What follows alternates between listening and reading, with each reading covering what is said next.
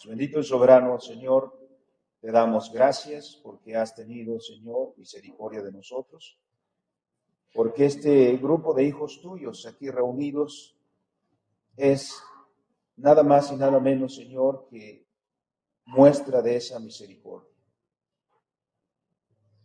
Estamos aquí, Señor, porque tú nos escogiste desde antes de la fundación del mundo.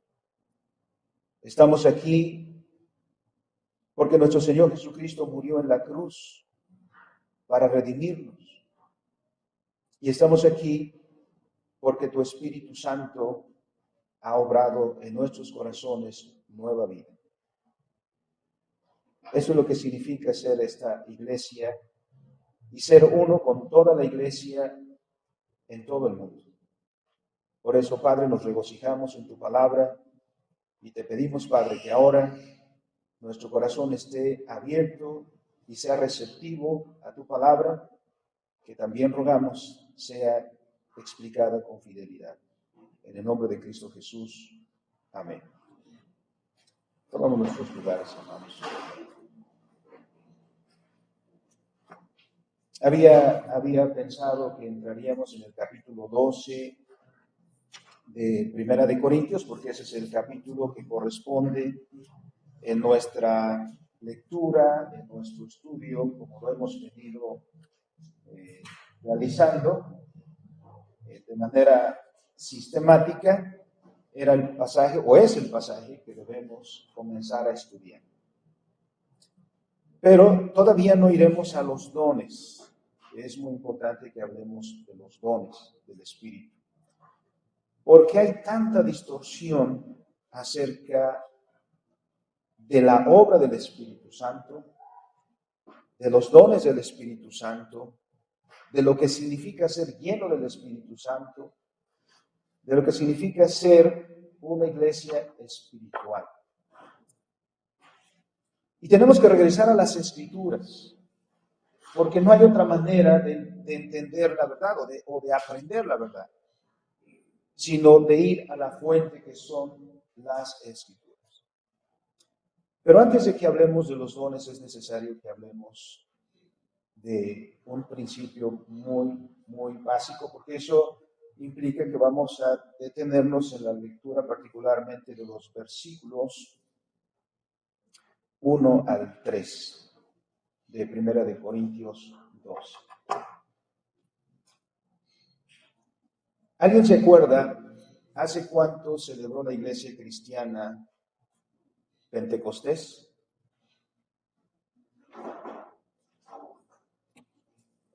¿No? ¿Cuándo fue domingo de Pentecostés?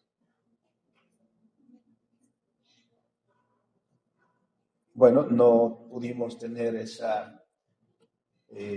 celebración o tener una predicación en torno de este evento. Un servidor no estuvo y correspondía al último domingo de mayo. El último domingo de mayo fue el domingo de Pentecostés. Entonces quiero aprovechar, hermanos, para hablar un poquito de la importancia de este evento y ligarlo a este pasaje, capítulo 12 de Primera de Corintios, porque hay una base muy importante para entender todo el resto. Y por eso quise leer el Evangelio de San Juan en el capítulo 14, porque ahí hay una promesa. Ciertamente podemos leer el capítulo 2 de Hechos y hablar del capítulo 2 de Hechos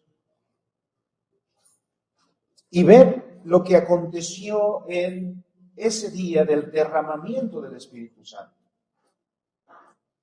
Que a lo que más se enfocan muchos cristianos es a los portentos que ahí se manifestaron, sin saber la razón o sin tener muy en cuenta la razón, el significado de Pentecostés.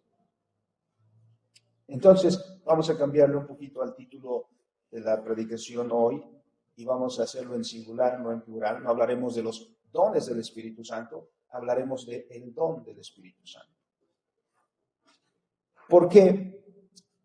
Porque el Espíritu Santo, como dijo el Señor Jesucristo a sus discípulos en el capítulo 14, podemos leer ahí,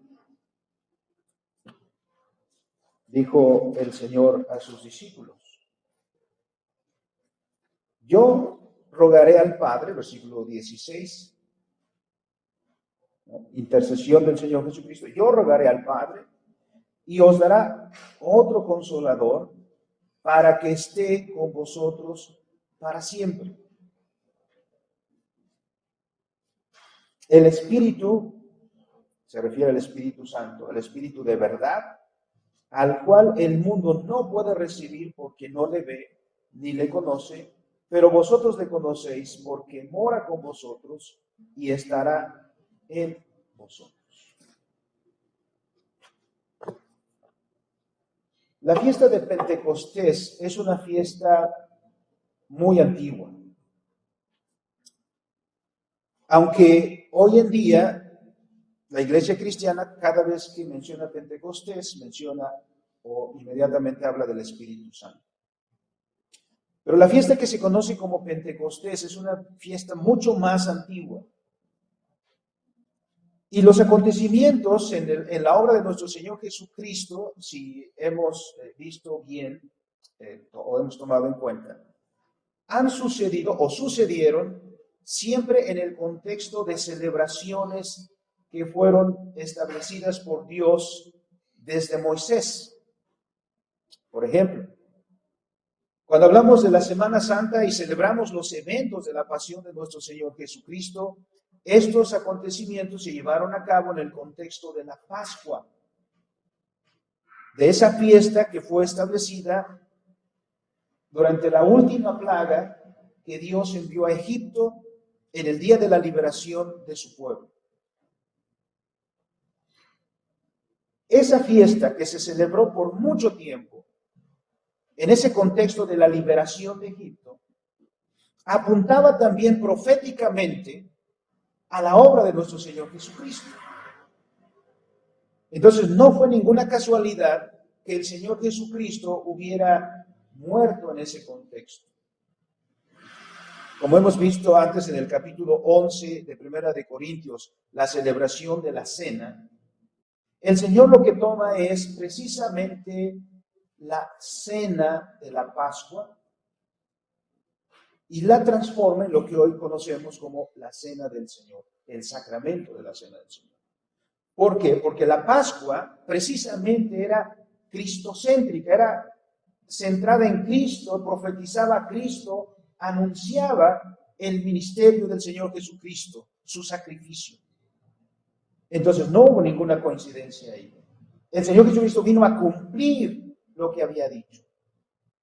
Todo lo que era promesa en el Antiguo Testamento, cuando vino el Señor Jesucristo desde su nacimiento, se dijo: hoy, ¿se acuerdan del anuncio a los pastores? Hoy ha nacido en la ciudad de David un Salvador. Y luego el Señor Jesucristo, sobre todo en el Evangelio de San Juan, encontramos que Él se aplica a sí mismo lo que en el Antiguo Testamento solo se aplica a Jehová. Por eso escandalizó a sus contemporáneos, sobre todo a los líderes religiosos, porque Él solía decir: yo soy. ¿Y quién se había revelado con ese nombre?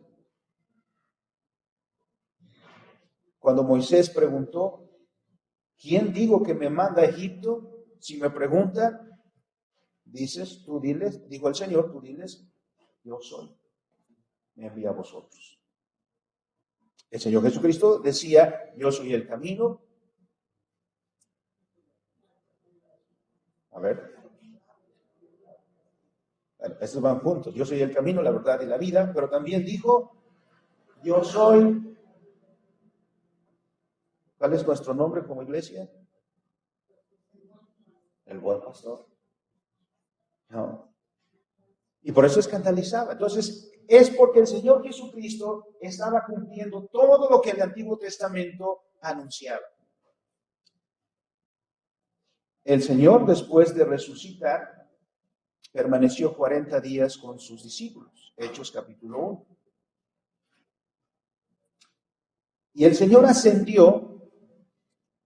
Por eso hay dos domingos muy importantes en las celebraciones litúrgicas nuestras. Es el domingo de la Ascensión, que fue el penúltimo domingo de mayo. Y 10 días después, porque el Señor estuvo 40 días, y en esos 40, al final de los 40 días ascendió al cielo. Y el Espíritu Santo fue derramado 10 días después. De allí el nombre Pentecostés, 50 días después de la resurrección. Pero Pentecostés en el Antiguo Testamento es la fiesta de las primicias. Era una fiesta en un contexto agrícola. Los campesinos, cuando cosechaban sus frutos, los primeros frutos, no eran como nosotros que cuando tenemos, por ejemplo, un duraznito en la casa, nada más estamos checando todos los días que ese duraznito que se está poniendo amarillo siga ahí. Porque, ¿quién se lo va a comer? ¿No? Uno le está echando ojo ahí porque no sé. Y en cuanto esté, y en cuanto y que no se lo gane nadie más, yo me lo como. No, los primeros frutos eran para Dios. Los primeros frutos se recogían y se llevaban a Dios, porque todas las cosas las recibimos de Dios. Pentecostés es la fiesta de las primicias. Pero en este contexto de Hechos 2, ya no se recogen trigo, cebada, o higos, o uvas, sino marca el inicio de la cosecha de las naciones. Porque es el momento en el que el Evangelio se va a divulgar al mundo. Es el día que digamos que nace la Iglesia Católica, porque hasta este momento la Iglesia había permanecido en los límites de Israel, en los límites de los judíos. Pero ahora el Señor Jesucristo dijo a sus discípulos: ustedes van a ir a todas las naciones, van a ir a todo el mundo. Lo repite en Hechos 1: me seréis testigos en Jerusalén, en Judea, en Samaria y hasta el fin del mundo. ¿Por qué? Porque hay que cosechar, hay que llamar a los escogidos, hay que predicarles para que vengan. ¿Y cómo van a venir? Dice Romanos 10. ¿Cómo van a venir? ¿Cómo se va a reunir la iglesia? De la única manera que es posible. Porque la fe viene por el oír y el oír la palabra de Dios. Entonces hay que predicar. Y así de esta manera el Evangelio siguió en ese cumplimiento de lo que dijo el Señor en Hechos 1, comenzó en Jerusalén. De ahí se extendió a la región más amplia de Judea. Las persecuciones, como dice Hechos 7, Hechos 8, hizo que los creyentes que habían en Jerusalén por las persecuciones fueran dispersados. Y de esa manera el Evangelio lo llevaron con ellos. ¿Por qué? Porque el cristiano lleva el Evangelio a donde quiera que va. No lo esconde. El Evangelio está en nosotros, en nuestro corazón, y lo llevamos a donde quiera que vayamos. Y los cristianos llevaron las buenas nuevas con ellos al mundo. Pronto Judea también escuchó de Cristo, pero no se detuvo ahí. Pronto, más allá de Judea, en Samaria también, y más allá de Samaria. Los viajes misioneros del apóstol Pablo nos enseñan eso. De qué manera el Evangelio se va divulgando, de qué manera las buenas nuevas de nuestro Señor Jesucristo son pregonadas, de qué manera el reino de Dios es anunciado. Y vemos cómo Dios tiene escogidos en Éfeso, cómo Dios tiene escogidos desde antes de la fundación del mundo en Galacia, en Filipos, en Colosas, en Macedonia, en Corinto, en Atenas, en Roma y entre nosotros también. Pero ¿cómo es que llegamos a esto? He mencionado que hay una distorsión muy frecuente respecto de las promesas del Señor Jesús. Me iré, les conviene que yo me vaya, porque si me fuere, yo rogaré al Padre y enviaré a otro consolador para que esté con vosotros. Y hoy en día se ha distorsionado tanto eso que muchos grupos hablan de la llenura del Espíritu Santo.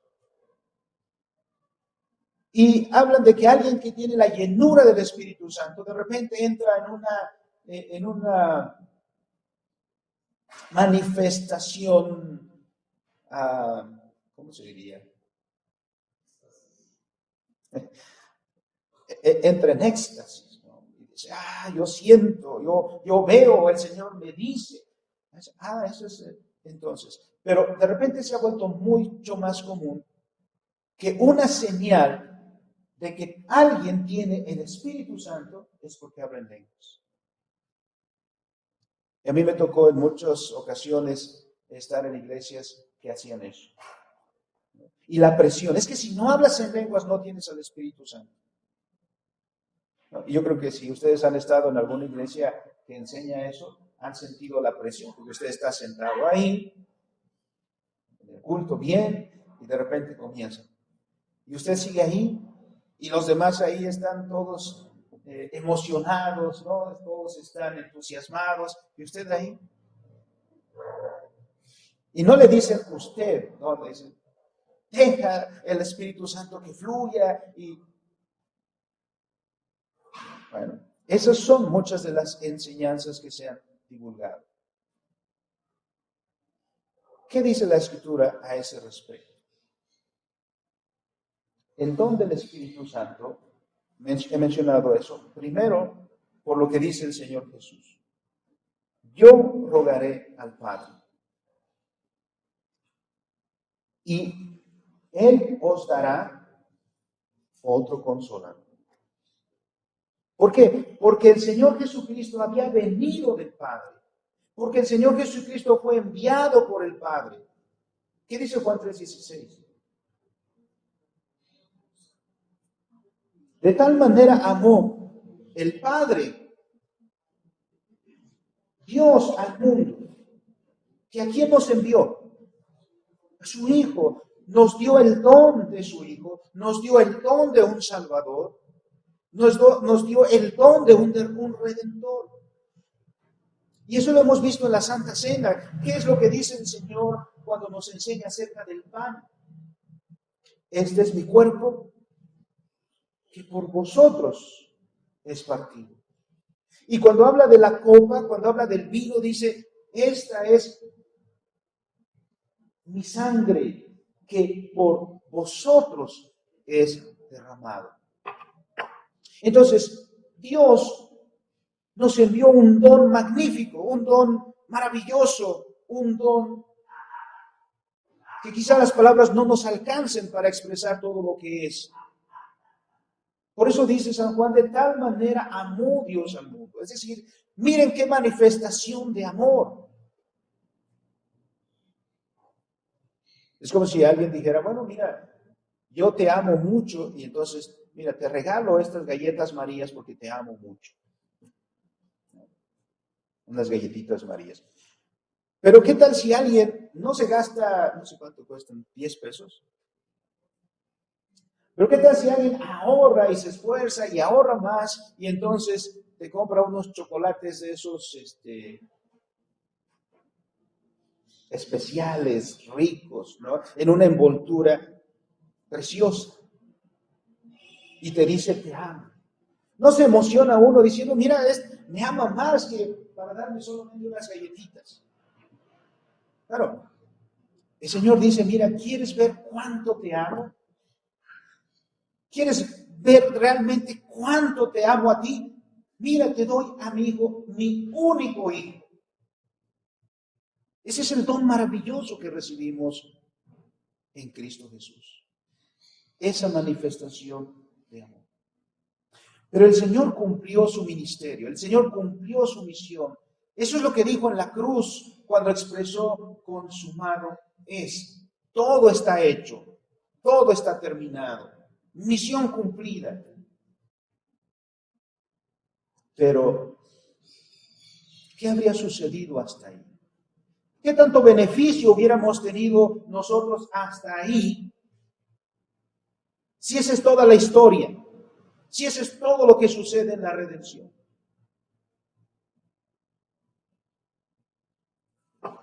¿Qué beneficio? ¿Qué provecho tenemos?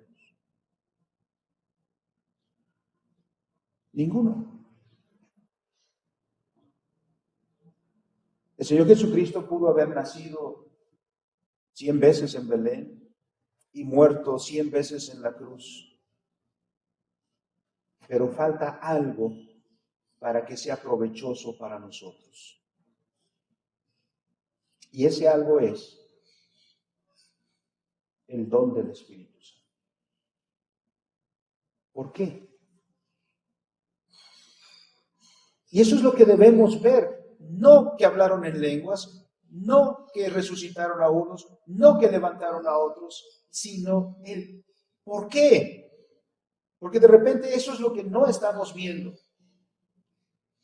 El Señor Jesucristo dice entonces, estas palabras vienen más del capítulo 17.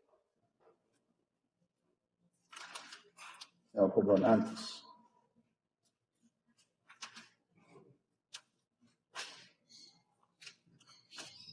Capítulo 16.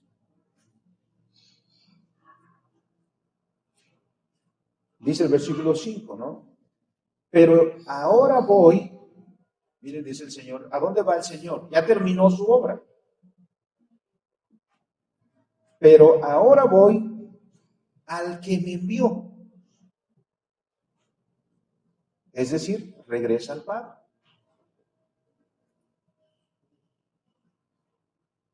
Y el versículo 7 dice, pero os digo la verdad, os conviene que yo me vaya, porque si no me fuera, el Consolador no vendría. Mas si me fuere, os lo enviaré. ¿Por qué nos conviene que el Señor se vaya y que envíe al Consolador, que envíe al Espíritu Santo? ¿Cuál es la obra del Espíritu Santo? Cuando Él venga, convencerá al mundo de pecado, de justicia y de juicio. Cuando vemos la obra de la creación, hermanos, y a lo largo de toda la revelación escritural, ¿qué es lo que hace el Espíritu Santo?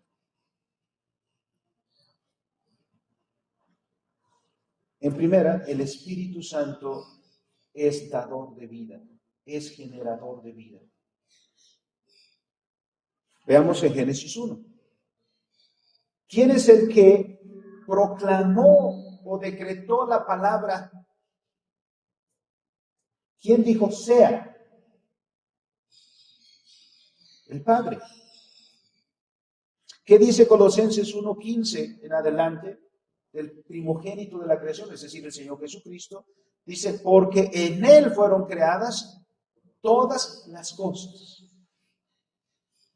Pero ¿quién es el que estaba generando vida? ¿Quién es el que estaba dando lugar a las plantas, a los peces, a las aves? El Espíritu Santo que se movía sobre la faz de las aguas. El Padre dice, crea en Cristo y el Espíritu Santo obra. El Espíritu Santo concreta la obra de Dios. Él es el que hace que la tierra produzca plantas. Él es el que hace que las aguas produzcan peces. Él es el que hace que la tierra produzca los animales, etc. Todo lo que Dios ordenó que fuera es por el Espíritu Santo. Pero el Espíritu Santo no solamente hace eso. En el Salmo 104, versículo 30, ¿qué más dice la Escritura? Lo encuentran, hermanos, rápido ahí.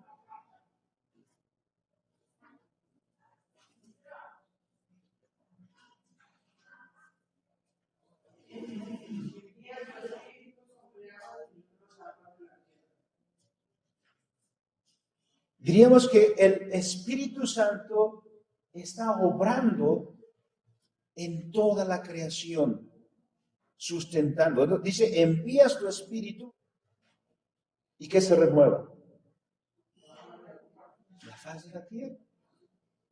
¿Quién nos obsequia la maravillosa primavera? ¿Quién hace reverdecer la tierra? ¿Qué dice la Escritura? El Espíritu Santo es dador de vida. Ahora, ¿qué tiene que ver eso con lo que estamos diciendo? Porque a lo mejor usted dice, pero ¿cómo es que el pastor estaba hablando de ahí, de la iglesia, de Hechos, y de repente ya se fue hasta el Antiguo Testamento y como que está hablando de otra cosa? Es que debemos mirar la obra del Espíritu Santo. ¿Qué es lo que trajo el pecado a nuestra existencia? ¿Qué es lo que trajo el pecado a esta realidad? Muerte. Y a nosotros. La paga del pecado es muerte. Y la obra de nuestro Señor Jesucristo fue llevada a cabo para darnos vida. ¿No dijo el Señor Jesucristo, he venido para que tengan vida y para que tengan vida en abundancia? El Padre nos escogió, el Hijo nos compró, ¿y qué hace el Espíritu Santo?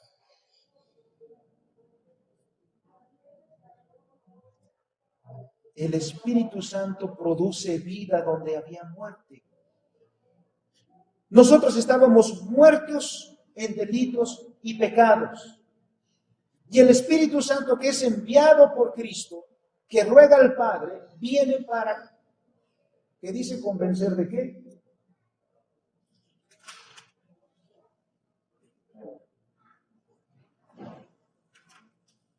¿Quién es el que hizo que nosotros, o que nuestros ojos se abrieran? ¿Quién es el que hizo que nosotros pudiéramos reconocer que somos pecadores?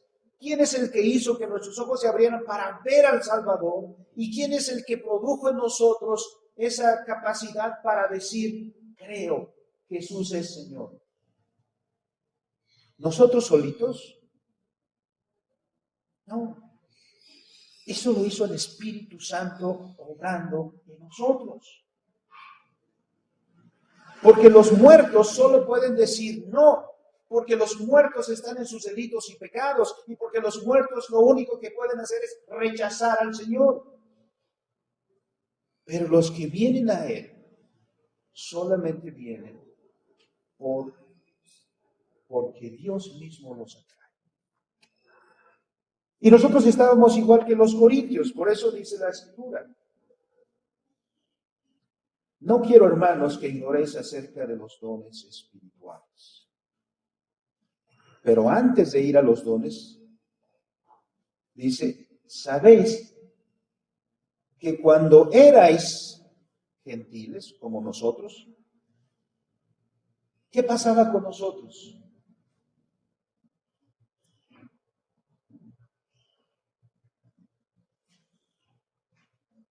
Se os extraviaba llevándoos como se os lleva a los ídolos mudos. Mire qué visión hay aquí. ¿Sí captaron lo que dice el texto? Dice, ustedes, corintios, antes de que fueran cristianos, antes de que fueran la iglesia de Jesucristo, ¿qué sucedía con ustedes? Aquí El texto es sorprendente. Dice, cuando erais gentiles.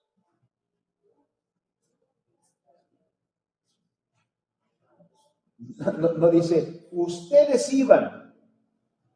Dice, a ustedes los llevaron. Porque estaban bajo la influencia de otro espíritu, el espíritu del enemigo, el espíritu de Satanás, el espíritu antidios.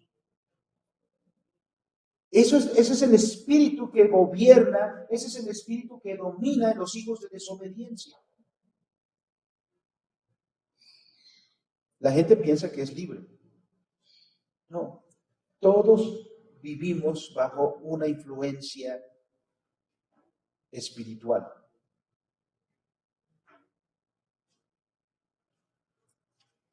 La gente cree que sucede algo como simplemente son ellos y yo hago lo que yo quiero. No, uno siempre está bajo influencias.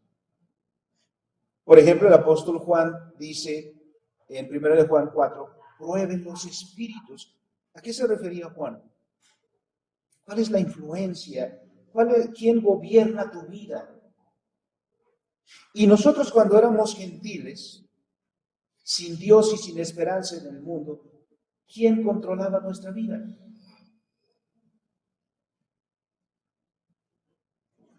Si estábamos en delitos y pecados, si nuestra razón estaba envanecida, como dice Romanos 1, estábamos envanecidos en nuestros razonamientos y nuestro corazón entenebrecido, entonces, ¿quién gobernaba nuestra vida? Romanos capítulo 6. Éramos esclavos del pecado. Y tiene esta imagen. No es que ibas, es que te jalaban, es que te llevaban, porque esa es la influencia que estaba en tu vida. Cuando eras gentil, sin Cristo, sin Dios, sin la gracia de Dios, se os extraviaba. Se os extraviaba. Vivíamos lejos de la verdad. Eso es lo que hizo Satanás desde el principio. No es lo que Adán y Eva tenían una buena relación con Dios. Adán y Eva estaban en la correcta relación con Dios. Ellos conocían al verdadero Dios. ¿Y qué es lo que hace Satanás? Lo jala. Le lanza la palabra y Satanás dirige la vida de Adán y de Eva después. Y como descendientes de Adán y de Eva, nosotros después seguimos sus pasos. Y seguiríamos. Los corintios de esa manera eran llevados, dice el texto, a los ídolos mudos. Estaban precisamente extraviados, llevándolos a los ídolos mudos. ¿Qué dice el Salmo 135, Salmo 115?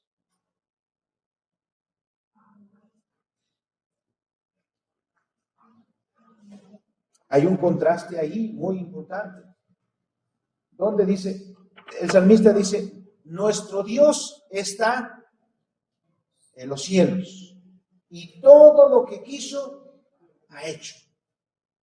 Está diciendo, nuestro Dios es el Dios verdadero porque Él actúa, porque es alguien vivo. Y luego dice, ¿y los dioses de ellos? ¿Tienen ojos? ¿No? ¿Tienen pies? No andan. ¿Tienen manos? No palpan. ¿Por qué no? Porque no son nada. Pero entonces, por esa influencia que controla la vida de los gentiles, como dice Pablo, antes de conocer a Cristo, se os llevaba hacia los ídolos mudos. Vivían en el error. Pero miren la gracia de nuestro Señor. ¿Qué sucedió con aquellos gentiles que estaban extraviados, a quienes se llevaba como si fuera arrastrando a los ídolos mudos? Vino el Espíritu Santo. Y el Espíritu Santo tomó la obra del Señor Jesucristo y la aplicó a nuestra vida. Y donde había muerte, ¿qué produjo el Espíritu Santo? Vida. Esa es la obra del Espíritu Santo. Ese es el punto central de la obra del Espíritu Santo. Y en segundo lugar, capacitar a la iglesia, al creyente, para la obra del reino de Dios. Pero eso lo vamos a dejar para el próximo domingo. Ahora quiero enfatizar la primera parte, este cambio en nosotros. Porque miren el versículo 3. ¿Cómo saber quién tiene el Espíritu Santo? A lo mejor, hermano, de repente tú mismo te has preguntado, ¿tendré el Espíritu Santo? Yo lo confieso, yo lo pensé, yo dudé, yo me pregunté, ¿yo tendré el Espíritu Santo? Cuando estuve en mi juventud en esas iglesias, no era miembro, pero yo conocí algunas, e iba. Y todos decían, mira, el Espíritu Santo se está moviendo. ¿No? Y como me dijeron una vez en Miahuatlán, porque había una iglesia ahí en cierto lugar que siempre que me asomaba, estaba así el piso nada más, el puro lugar. Había unas banquitas, pero así como cuando hacemos convivios, ¿no? Allá en la pared, una fila ahí y otra. Y me dijeron los hermanos, no, es que ahí no usan sillas, ahí no usan bancas, ahí están todos de pie. Y brincan y dicen que si brincas 1 metro, entonces ahí tienes más Espíritu Santo. Si no brincas tanto, pues no tienes tanto Espíritu Santo, ¿no? Así que era brincar. Entonces, si brincas y entre más brincas, más Espíritu Santo tienes. Ese tipo de cosas pasaban ahí. Otros, como he mencionado, que hablas en lenguas. Y a veces como había algunos niños se reían porque parecía que estaban diciendo esa cuestión del Bucaramacaraquitirifué, ¿no? Es decir, ¿eso es hablar en lenguas? Y realmente el hablar en lenguas es evidencia de que el Espíritu Santo está en ti. ¿Cuánto insiste el apóstol Pablo en eso? ¿O los apóstoles cuánto insistieron en eso? No. Pero miren lo que dice la Escritura. Os hago saber que nadie, y primero hay una dicho en forma negativa y después en forma positiva. Os hago saber, dice Pablo, que nadie que hable por el Espíritu Santo, es decir, que nadie que tenga el Espíritu Santo, primero, ¿qué no va a hacer? Nunca llamará al Señor Jesús anatema. Nunca.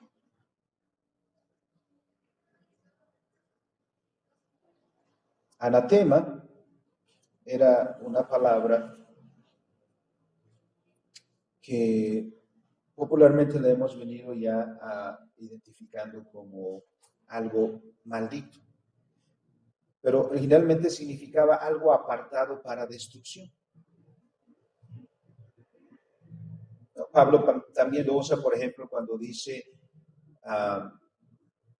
si alguien enseña algo diferente a lo que nosotros hemos enseñado, ¿qué dice? Sea anatema. Es maldito. Nadie que tenga el Espíritu Santo menospreciará a Cristo. Nadie que tenga el Espíritu Santo se opondrá a Cristo. ¿Por qué? Y aquí está la parte positiva.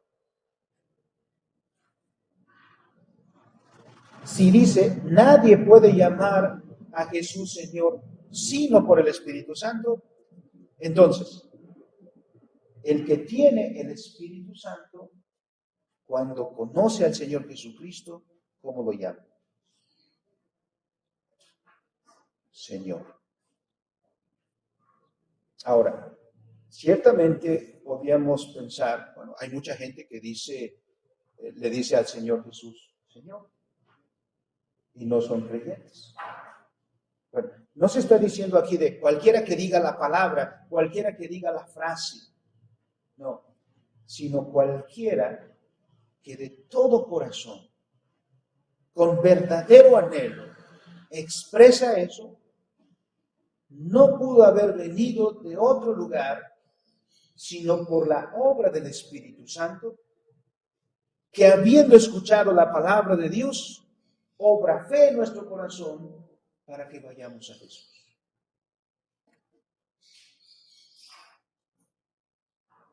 Entonces, hermano, ¿necesitas hablar en lenguas para evidenciar que tienes al Espíritu Santo? No. ¿Necesitas sanar para que digas, tengo el Espíritu Santo? No. ¿Necesitas brincar 1 metro para decir, tengo el Espíritu Santo? No. ¿Necesitas la borrachera santa para decir, ahí está el Espíritu Santo? No. ¿Necesitas la risa santa, reírte descontroladamente para decir, ahí está el Espíritu Santo? No. Y hay otras cosas más feas todavía que hacen. No. ¿Dónde está el Espíritu Santo?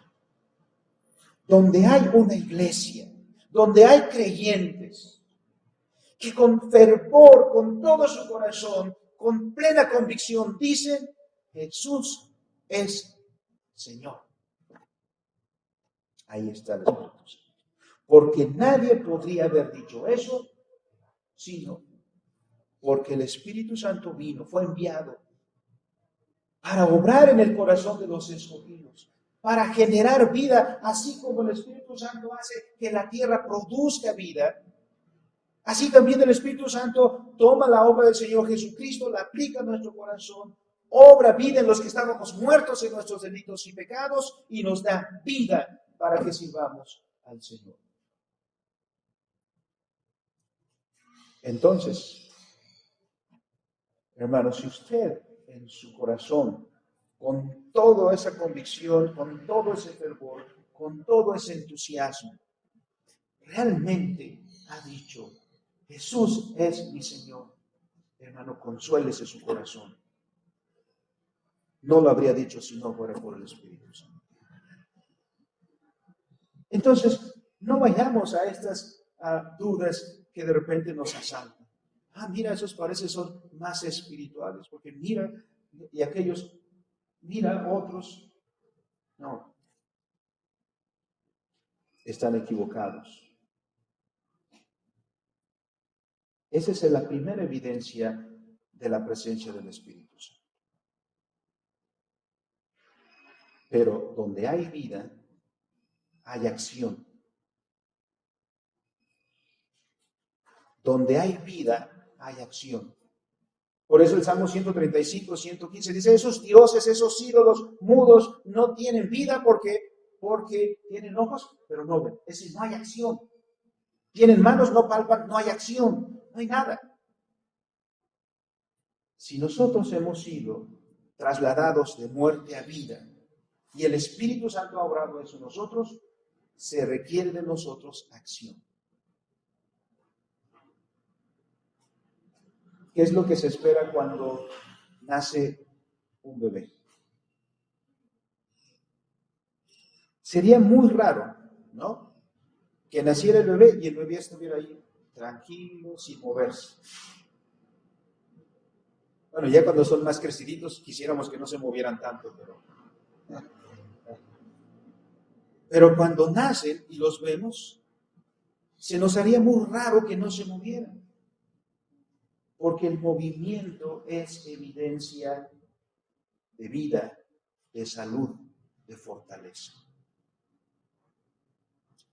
Pero eso es lo que vamos a ver después con los dones del Espíritu Santo. Una iglesia que ha recibido este don del Espíritu Santo es una iglesia que debe dar evidencias de esa vida. Y vamos a ver si lo somos. Vamos a orar al Señor, hermanos, en esta mañana. Y demos gracias a Dios por el don del Espíritu Santo. Y porque el Espíritu Santo vino para estar permanentemente con nosotros. Por eso, hermanos, es que no nos hemos escuchado decir, vamos a orar hoy que el Espíritu Santo descienda. Y el próximo domingo vamos a orar que el Espíritu Santo descienda. Y cualquier día vamos a orar que el Espíritu Santo descienda.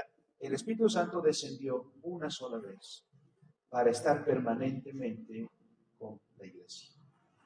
El Espíritu Santo está aquí con nosotros. Pero más aún, dice, está en nosotros. Somos templos del Espíritu Santo. Vamos a orar. Bendito soberano Dios, te damos gracias, bendito Padre, esta mañana.